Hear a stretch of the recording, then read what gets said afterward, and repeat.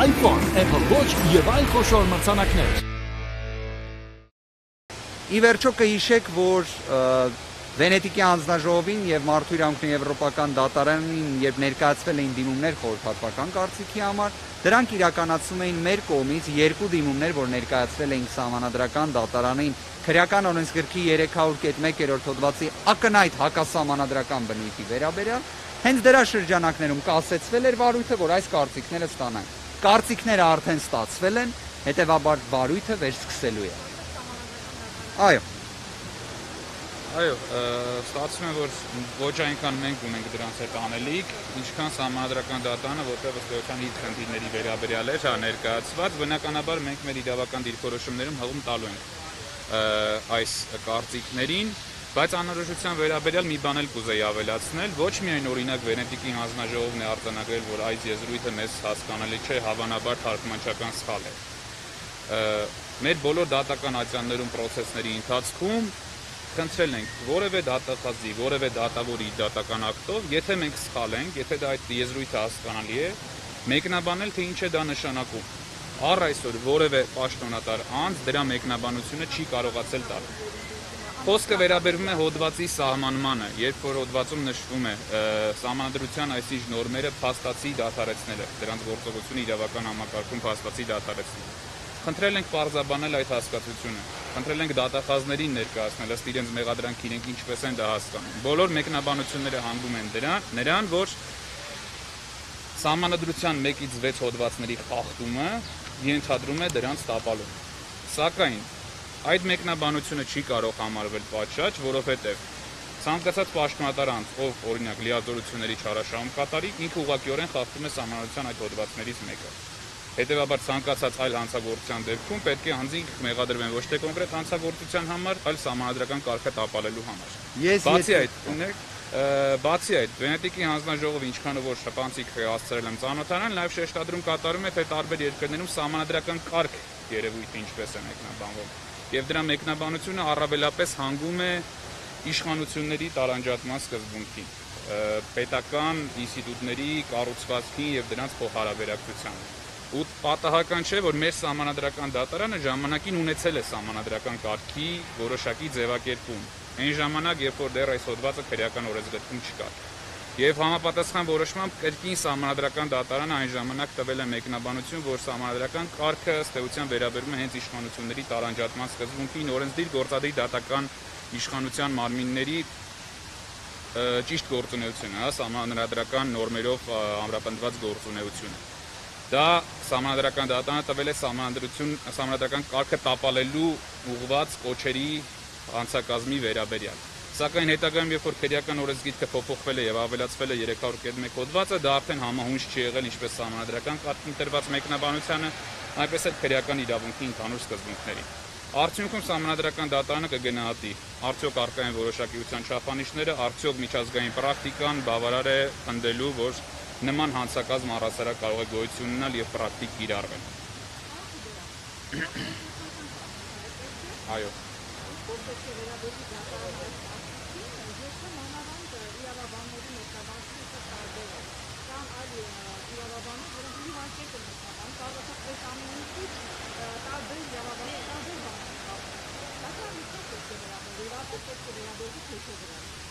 Դատարանը պետք է վերաբերվի այնպես, ինչպես ինքն է մտածում։ Ցանկացած պրոցեսում, երբ որ դատարանում հանդիպում են դատավարության կողմեր, յուրաքանչյուր կողմ ունի իր կարծիքը, բայց վերջնական արդյունքում օրենքի ուժ է ստանում այն կարծիքը, որը դատարանին ունի։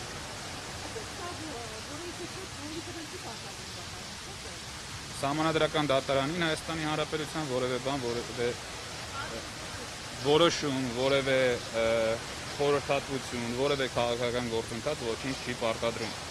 Սահմանադրական դատարանը ենթադրում է, որ իր բոլոր վարույթները իրականացնում է իրավունքի սկզբունքներին համահունչ։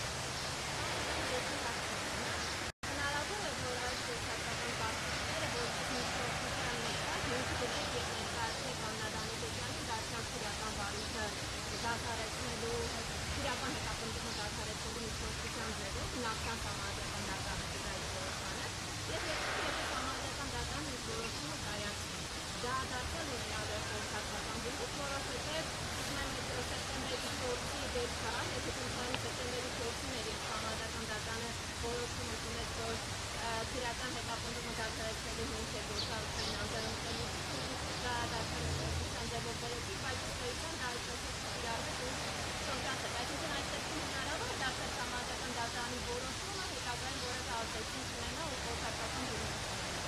Քանի որ մենք չենք կարող կանխատեսել այս պահին, թե որոշակի ենթադրություններ ունենք, չենք կարող կանխատեսել ինչ որոշում է տալու Սահմանադրական դատարանը, որտեղ մի քանի գործառույթներ կարող է իրականացնել, ճանաչել Սահմանադրությանը հակասող կամ Սահմանադրությանը համապատասխանող որոշակի մեկնաբանությամբ,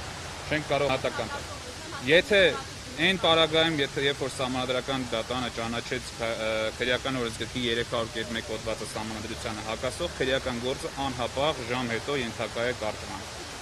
Միանշանակ։ Ես կներեք մի հատ էլ հանգամանք եմ ուզում ընդգծել։ Հենց կարծիքի բովանդակության մեջ նույնիսկ թիվն էլ կվկայակոչեմ 21-րդ պարագրաֆում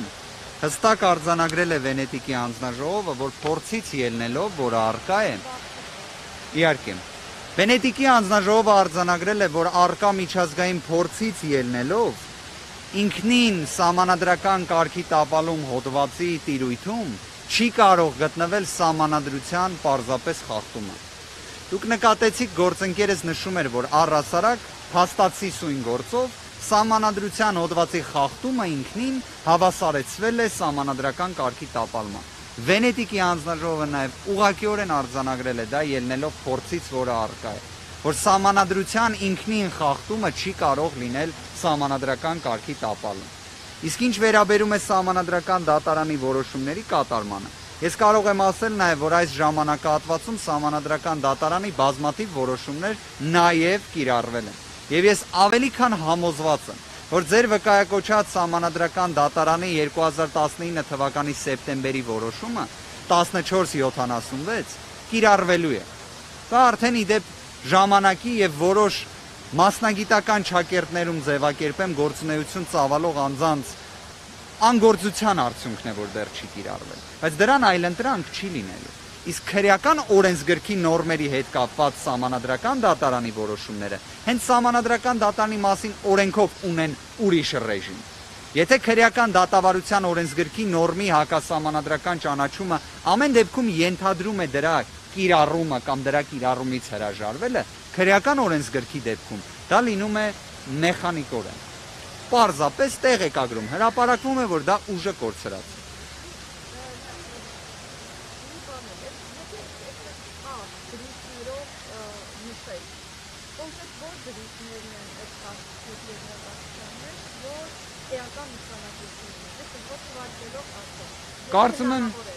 Կարծում եմ իրականում ես ներկայացրեցի հենց այդ կարևոր դրույթները, դրանցից մեկը նշեցի հենց քիչ առաջ, որ ինքնին Սահմանադրության ցանկացած խախտում չի կարող հանդիսանալ Սահմանադրական կարգի տապալում, նշեցինք այն, որ իրականում տվյալ դեպքում փաստացի վերացնել իրավական համակարգում դադարեցնել ձևակերպումները, իրենցից ենթադրում են այնպիսի ձևակերպումներ, որ Վենետիկի հանձնաժողովին թվում է, որ միգուցե սա թարգմանության խնդիր է, որ այսպիսի ձևակերպումներ կան, նշեցինք այն, որ տվյալ դեպքում միջազգային փորձը հանգում է նրան, որ նման տեսակ հանցակազմերը, որոնք ուղղված են Սահմանադրական կարգի պաշտպանությանը, ենթադրում են երկու էլեմենտի առկայություն՝ Սահմանադրական կարգի նկատմամբ ոտնձգություն բռնության կամ բռնության սպառնալիքի ձևով։ Եվ նման տեսակ հոդվածների դեպքում, երբ դրանք ինքնին ակնհայտ է, որ վերացական են,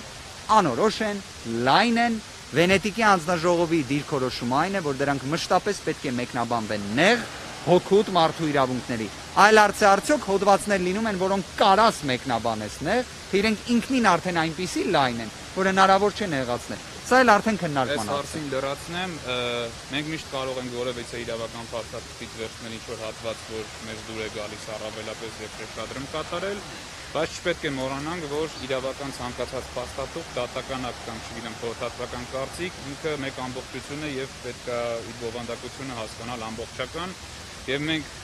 հենց մեկնաբանում ենք ամբողջական եւ ամբողջական փաստաթուղթ ենք ենթադրում, որ Սահմանադրական դատարանը պետք է մեկնաբանի, մենք չենք կարող մեզ թույլ տալ պահված, որում մեղադրում ենք մեր օպոնենտներին առանձին հատվածներին հղումներ կատարելով որոշակի պնդումներ կատարել։ Փաստաթուղթը ամբողջական գնահատման ենթարկելով ասում ենք, որ այո, Վենետիկի հանձնաժողովը արձանագրել է այնպիսի սկզբունքներ,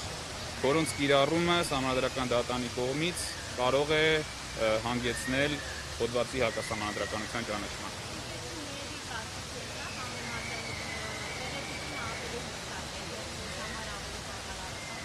Ես կարող եմ ասել, որ եւ Եվրոպական դատարանի խորհրդատվական կարծիքը ամեն դեպքում մեծ պալատի կողմից տրված բավականաչափ օգտակար էր, Վենետիկի հանձնաժողովի կարծիքը շատ ավելի կիրառական էր։ Պետք է նկատել, որ նաեւ դա պայմանավորված էր հարցադրումներով Սահմանադրական դատարանի։ Ամեն դեպքում Եվրոպական դատարանը շատ ավելի ընդհանուր սկզբունքները հստակ սահմանեց, որոնք իրականում համընկնում էին մեծամասամբ մեր կողմից մեր դիմումներում արտացոլած սկզբունքների հետ, Վենետիկի հանձնաժողովը շատ ավելի կիրառական դիտարկեց։ Եվ ես նորից պետք է ընդգծեմ, այն ձևակերպումը, որ իրականում Վենետիկի հանձնաժողովը նույնիսկ չի էլ անդրադարձել փաստացի վերացնել եւ իրավական համակարգում դադարել գործողություն ունենալ ձևակերպումներին, սա իսկապես կարևոր ձեռքբերում է, որովհետեւ սա այն է, ինչը մենք այսքան ժամանակահատված պնդում ենք, որ ինչ է իրենից ենթադրում փաստացի վերացնել։ Ինչ է ենթադրում։ Սա հարց է, որին հավատացեք, ոչ թե չենք ցանկանում պատասխանել,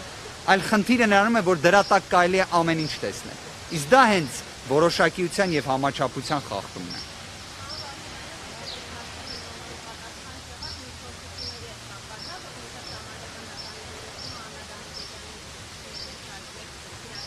Մեր ցանկացած ուրեմն անցյալում ձեռք բերած ինչ-որ դրական փաստաթուղթ, դա կլինի Սահմանադրական դատարանի որոշումների տեսքով, վերադարձ դատական ակտերի տեսքով, տեղ են գտնում մեր հաջորդ միջնորդությունների եւ դատավարական փաստաթղթերի մեջ, եթե մենք կգտնենք, որ քննարկելով կգտնենք, որ առաջիկա դատական նիստերին անհրաժեշտություն կա որևէ նման միջնորդության հանդես գալ, միանշանակ կարող եմ ասել, որ դա տեղ կգտնի։ Սա հարցային է, թե արդյոք մենք դատավարության այդ process-ին հասնելու ենք թե ոչ։